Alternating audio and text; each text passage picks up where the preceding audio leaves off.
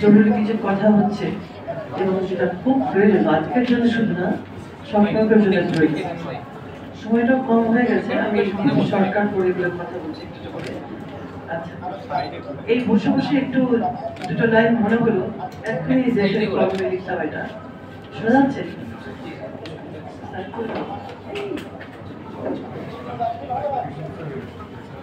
আচ্ছা, আমি বলেছি, ঠিক আছে। এই যে বসে বসে সবার কথা শুনতে শুনতে একটুখানি দুই লাইন লিখলাম, সেটা আমার সব কথা। সেটা হচ্ছে যে আমার কথা লুকিয়ে আছে সবার কথার অন্তরে, আমার কথা লুকিয়ে আছে সবার কথার অন্তরে, বাকি খানিক প্রকাশ হয় যে কাগজ কলম যন্ত্রে। মানে আমার অনেক বেশি কথা বলার দরকার নাই, কারণ যারা বলেছে সবার কথার মধ্যেই আমার কথা ছিল। তারপরেও দু একটা কথা বলতে হয়, আমি খুব ছোট করেই বলছি। আমার সংস্কৃতি বলতে যে কথাগুলো সবাই বলেছি আমরা, তা নিয়ে আমি কিছু বলবো না। আমার নিজের কথা প্রাসঙ্গিক ভাবে বলতে চাই। ছোট্ট একটা শহরে আমাদের বাড়ি ছিল, সেখানে বিভিন্ন জাতি জ্ঞাতিগোষ্ঠীর মানুষের বাস ছিল। গরু জবাই বা গরুর মাংস খাওয়ার ব্যাপারটা একেবারেই চিন্তার অতীত ছিল। সেই গরুটা যখন জবাই হলো প্রথম দিন, এটা কি একটা বিপ্লব না? বিপ্লব। এটা অনেক আগেকার কথা। তখন হয়তো এখানে যারা আছি হয়তো কারো জন্ম হয়েছে, কারো জন্ম হয়নি। আমি তখন জন্ম হয়েছে কিনা যাই না, ওনার জন্ম হয়নি, খুবই মানে আমার জন্মের হয়তো কিছু আগে। তো এই গরু জবাই করেছিলাম কিন্তু আমার বাবা, উনি ডাক্তার ছিলেন। এই যে গরু জবাই করার কথা বললাম, অবশ্যই এটা একটা পার্ট অফ কালচার বলবো। কালচার মধ্যে অনেক কিছু পড়ছে, সংস্কৃতি, সঙ্গীত, এগুলো তো আর একটা দিক এবং খুব একটা ছোট পার্ট। এগুলো গরু জবাইটাও একটা ছোট পার্ট, কিন্তু সম্মিলিত হয়ে এগুলো অনেক বড় একটা ক্ষেত্র, একটা ইম্প্যাক্ট তৈরি করে ফেলে। তো আব্বা কিন্তু তার আগে অর্থাৎ 52 সালে ভাষা আন্দোলনের সঙ্গে যুক্ত ছিলেন, তখন মিটফোর্ডে ছিলেন। তো অনেক ছবি অ্যালবামে ছিল। তো আন্দোলন কি জিনিস, তারা কিভাবে অনশন করছিলেন, তার উপরে পালন ছিলেন। তো অনেকগুলো ছবি ছিল আমার অ্যালবামে, আমাদের অ্যালবামে। কিন্তু ওই 71 সালে সবকিছু শেষ। আমার কথা বলতে গেলে অনেক বড় হবে, আমি এতদূর ডিটেলস যাচ্ছি না। কিন্তু ভাষা আন্দোলনের যে একটা মানুষের সংযুক্তি ছিল, সেটা একজন ডাক্তারি পড়া একটা ছেলে, এরকম অসংখ্য ছেলে বা অন্যান্য বিশ্ববিদ্যালয়ে তাদেরও আছে। সংস্কৃতি বা রাজনীতি পরিচালিত হয়, চালিত হয় ডিলেরিসের মধ্যে। একটা কাঠি একজন সে দৌড়াচ্ছে পরবর্তী। কখনো আমাকে দাবি করতে পারি না যে আমি একমাত্র সংস্কৃতির প্রচারক বা ধারক বাহক। এটা দাবি কারো করা ঠিক না, একেবারেই ভুল কথা এটা। এবং যখন আমরা গরু জবাই হয়েছিল, তখন ভেবেছিলাম যে সারা জীবন হয়তো এইটাই আমাদের মুখের মধ্যে থাকবে, কিন্তু পরিবর্তিত হয়েছে অনেক এবং হতে হবে। শেষকালে এটা এখন ডিজিটাল জায়গায় চলে এসছে এবং এই পরিচিত হচ্ছে অনেক, এই যে তুষারের মতো ছেলেপেলেরা, এরাই কিন্তু এরা কিন্তু পরিচালনা করেছে। এটা বললেই চলবে না। মানুষ একটু ভয়, আমার তো বুড়ো হয়ে গেলে এখন একটু ভয় পাই আমরা, কোনো কথা সহজে বলতে চাই না। ওরা আজকে অনেক কথা বলতে ইচ্ছে হচ্ছে, বলতে পারছি না। ওরা কিন্তু ফটাফট বলে দেবে যে বলেছে যে কথাগুলো, তাতে কোনো অফেন্স নাই, বলতে হবে। আপনার ছেলেটা আপনার সামনে, বাবা টাকা দিব না, আমার হল মিল চার্জ করতে দেবো, বাবা টাকা তো নাই, তোর একবার সম্মান যাবে। একটা ছেলে বলতে পারে বাপকে, একটা বাপ ছেলেকে বলতে পারবে না, কারণ ভাই হয়ে গেছে, বয়স হয়ে গেছে। প্রেক্ষাপট আপনারা সবাই জানেন। আর ইন্টারেস্টকে বলেছি মাঝে মাঝে গোলকিপের আয়োজন হবে, তাহলে আমরা একটু কথা ঝগড়াঝাটি মারাবে না, আমরা সৌম্য শান্তভাবে সাম্যের মধ্যে দিয়ে সম্মান করব। এটা বারবারই বলছি যে আপনারা নারীর প্রতি সহিংস, এই ল্যাঙ্গুয়েজটা, এই লাইনটা আমার পছন্দ না। নারীর প্রতি সহিংস মানে আপনি তো পুরুষের প্রতি সহিংস, তাহলে আপনি স্পেশালি আমার নারীকে আপনি আমাকে কেন সহিংসতার বন্ধ করো নারী, এটা আমি কেন দাবি ফেলবো? লজ্জা লাগা উচিত। আমি বলবো যে ও বলবে যে মানুষের প্রতি মানুষের সহিংসতা বন্ধ করে।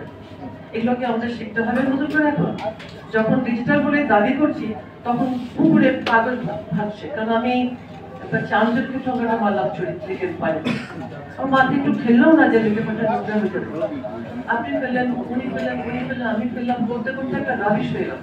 তারপরে গন্ধ পচা, আমরা তাকাই নাও দেখি, হাঁটতে হাঁটতে পট করে দুটো নাক ছেড়ে একজন দৌড়বে হাঁটছি, কি লজ্জা, দুটো ফেলে দৌড় দিচ্ছে। বেসিক যেগুলো আমরা শোনাতে পারি না, যদি ওটা না পারি তাহলে কি করে আমি বলবো যে নারীর প্রতি অত্যাচার বন্ধ করো, পুরুষের প্রতি মারামারি বন্ধ। এটা আপনি যে সব নিজের কথা বলেন, কেন গোলটেবিল করে আমরা আপনার শেখাবো এই বয়সে না। আমার জীবনে আমি 65 সালের যুদ্ধ দেখেছি কিভাবে আমরা চুকায় থাকতাম, তারপরে 71 সালের যুদ্ধ সবই হারালাম, এভরিথিং, কিছু নাই, বাড়ি ঘর কিছু নাই। জয়পুরহাট শহরে আমার কথা বলে, আমার বাবার কথা বলে এমন কোনো মানুষ নাই যে সে চিহ্ন আমাদের কি হারালাম, কি দেখলাম। এরপরে আরো ঘটনা আছে। তো এত কিছু দেখে দেখে হয় না যে মনের মধ্যে রেকর্ড, কত গল্প শুনেছি আফ্রিকান কান্ট্রিতে বাচ্চারা পড়াশোনা করে না, কারণ তাদের যে অনেক মিনারেলস থাকে ওগুলো রক্ষা করার জন্য তারা বাচ্চারা জন্মের পর থেকে বন্ধু তুলে বসে থাকে যে আমার জিনিসটা আমি স্বীকার করতে দেবো না, যেন চুরি না হয়। জাতিসংঘ তাকে হেল্প করে যে খাবার দিয়ে, এবং সেই দেশে তারা যে ইঁদুর, যেটা লাসা ইঁদুর, তার থেকে তারা বাঁচে না, তাদের অনেক কষ্ট। এই যে কষ্টটা তারা চলছে, কিন্তু আমি মনে করি আমাদের দেশের মানুষের আরাম আছে, অনেক আরাম আছে, কম খাক বেশি খাক আরাম আছে, কিন্তু আমরা সেদে যেটি আমরা মারামারি সৃষ্টি করি। আপনি যদি আপনার ঘরে আপনার বসবেন কথাটা মারামারি করেন, আপনি ঘর রাখতে পারবেন? আপনার ছেলেকে মারধর করেন, আপনি রাখতে পারবেন ঘর? আপনার মেয়েকে যদি মারেন অত্যাচার করে আপনি রাখতে পারবেন? শুধু এইটুকু আমার নিজেকে চিন্তা করতে হবে। আমি যদি আমার স্বামীর সঙ্গে সবসময় গাড়ি মেরে কথা বলি, তাহলে আমার স্বামী আমার সঙ্গে তার সঙ্গে সম্পর্ক থাকবে না। রাজনীতি করা মানে, যারা কাজী নজরুল ইসলাম রাজনীতি করেছিলেন তাকে বিদ্রোহী কবি বলা হয়। তিনি রাজনীতি করেছিলেন এবং মানে কাব্য করেছিলেন, সাহিত্য রচনা করেছিলেন। সেই জেলের মধ্যে তার ব্রিটিশের সেই পরাক্রমশালী ব্রিটিশের সময় রবি ঠাকুর লিখেছিলেন যে মানে যখন বসন্ত উৎসবটা, বসন্ত কাব্য যখন আপনি উৎসর্গ করলেন, তখন উনি জেলের সাথে দেখা করতে গেছিলেন। তো মানে লিখেছিলেন রবি ঠাকুর কাগজে করে ভিতরে পাঠালেন যে give up hunger strike, our literature claims it, মানে আমাদের সাহিত্য তোমাকে দাবি করছে, আমাদের সাহিত্য। তখন ব্রিটিশ বলল উইথ দিস গাই, মানে কাকে চাচ্ছে জনগণ, কাকে চাচ্ছে যে our literature claims you, তাহলে নিশ্চয়ই সেটা তো কেলবেটা হবে। রবি ঠাকুর কত বুদ্ধিমান ছিলেন যে উনি ইংলিশে লিখেছেন সেটা, যার জন্য ব্রিটিশদের চোখ পড়েছিল। যদি বাংলা লিখতো তাহলে চোখ পড়তো না, বুঝতেই পারতো না। এই সমস্ত পরম্পরা যা ঘটনা ঘটছে আপনারা অস্বীকার করতে পারবেন তাকে, কখন তাকে অস্বীকার করতে পারবেন না। তো আমরা যদি সেটা এই উপলব্ধি যদি আমাদের নেক্সট জেনারেশনকে না দিই, তাহলে কিসে আমাদের সংস্কার? সংস্কার মানে কি? সংস্কার মানে আমাদের যে বিশাল ব্যাপারটা, এই যে দেশ ছোট, আমরা যাকে তৃতীয় বিশ্ব বলি, তৃতীয় বিশ্ব বলতে বলতে নিজেদেরকে আমরা এত ছোট করে দিচ্ছি। তৃতীয় বিশ্ব মানে মানে যত রকম নির্যাতন, যত রকম খারাপ সবকিছু আমরা ধারণ করছি। আমরা চেষ্টাই করছি না এখান থেকে আগানোর জন্য। কেন ভাই? কেন এখন এই কথা আমরা কেন বলবো, কেন প্রচার করবো? না করলে ওটাও দম নাও, নিঃশ্বাস নাও যে তৃতীয় বিশ্ব পানিতে আমরা তৃতীয় হয়ে গেলাম না। যত প্রাকৃতিক দুর্যোগ এখানে হচ্ছে তৃতীয় বিশ্ব বলে, রাজনৈতিক যত অবক্ষয় তৃতীয় বিশ্ব বলে, মানে আর দাবি মনে হয় কোনো দেশে কোনো মানুষ দাবি নেই, আমাদেরই আছে। তা তো না, দাবি করবো জনগণের জানের প্রতি। হ্যাঁ, এইটা হচ্ছে আমাদের নীতি। যদিও এই বিদ্রোহ যত দেশে যত আন্দোলন হয়েছে সেখানে মানুষের জানের প্রতি যায়, তারপরেও আমরা চেষ্টা করি যে কথায় কথায় জান না যাক, আমরা আলোচনা করেন, কথা বলেন। তারপরে সংস্কৃতি একটা বিরাট মানে একটা বিশাল, সঙ্গীত, নাটক, সিনেমা, যা কিছু সবচেয়ে দরকার ভাই মানুষকে লালন করার জন্য, সমাজকে লালন করার জন্য। তার মানে কিন্তু বেরেল্লা করা না, তার মানেই মানে সবকিছু খুলম খোলা করে আমি যা খুশি, ফেসবুক আছে, আমি আমার পেজ আছে, আমার গ্রুপ আছে, আমার ভিউজ আছে, আমি দিব। এই ধরনের কালচার, এটা কি সংস্কার করা যাবে না? এটা সংস্কার করা যায়। আমার ছেলে মেয়েকে আমি শেখাবো, আমার বাড়ির মানুষকে শেখাবো, শুধু পুরাটা কভার করে নিয়ে আমি মানে ওটাই শেখাবো, এটা তো কোনো উদ্দেশ্য হতে পারে না। আমাদের মধ্যে কিছু মনে করবেন না, সংস্কার করতে চাইলে আপনার ভূমিকে, মাটিকে, ভূখণ্ডকে সংস্কার করতে হয়। সেখানে আমার দেশীয় চর্চা, আমরা রাজনীতি চর্চা, আমরা ভূমতা, আবশ্যকতা, আমরা পড়াশোনা করছি, আমরা একেবারে মানে জিপিএ 5 আনার জন্য, আরো বেশি করার জন্য টাকা দিয়ে বিদেশে পাঠাচ্ছি। হ্যাঁ, এগুলো আপনার নিজেকে প্রশ্ন করে দেখেন, কথাগুলো আমি ঠিক ভুল বললাম। টাকা দিয়ে বিদেশে পাঠাচ্ছি, আমেরিকা পাঠাচ্ছি, এখানে পাঠাচ্ছি, তাহলে কি হয়ে গেল? এই যে ডাক্তার সাহেব আমেরিকা থেকে আসছেন, উনি এসে এখানে এত মানুষের সেবা করছেন, এত মানুষের গবেষণা করছেন, এটা এই ধরনের কাজ করা দরকার। আমার মায়ের পোলারে আমি পাশ করার টাকা, কোটি কোটি টাকা দিয়ে আমেরিকা পাঠাবো, তারপরে কি বলবে? সে বলছে, মা, I don't care, Bangladesh bad place. এটাকে আপনি শুনতে চাইবেন? সংস্কার আপনি এগুলো জায়গা করেন, তারপর আপনি সংস্কারের মধ্যে সংস্কার করেন। তারপর রাজনীতি একটা বিরাট ব্যাপার।